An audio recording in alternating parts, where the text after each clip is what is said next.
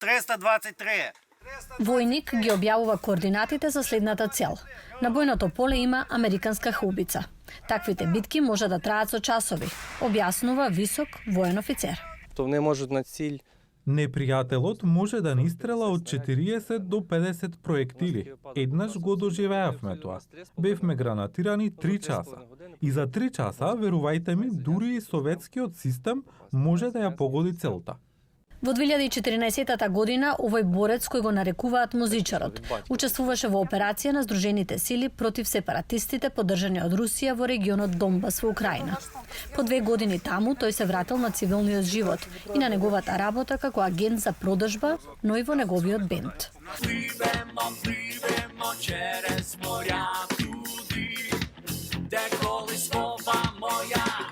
По неколку години мир, Русија ја нападна Украина и тој повторно мораше да го напушти мирниот живот.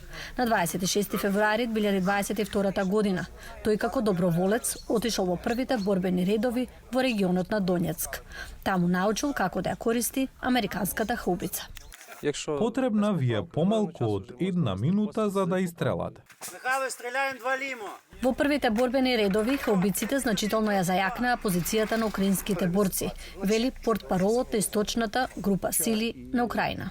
Чим дали ти можеш Колку се попрецизни и помокни вашите истрели кон непријателот, толку повеќе шанси имате да победите во битката и војната.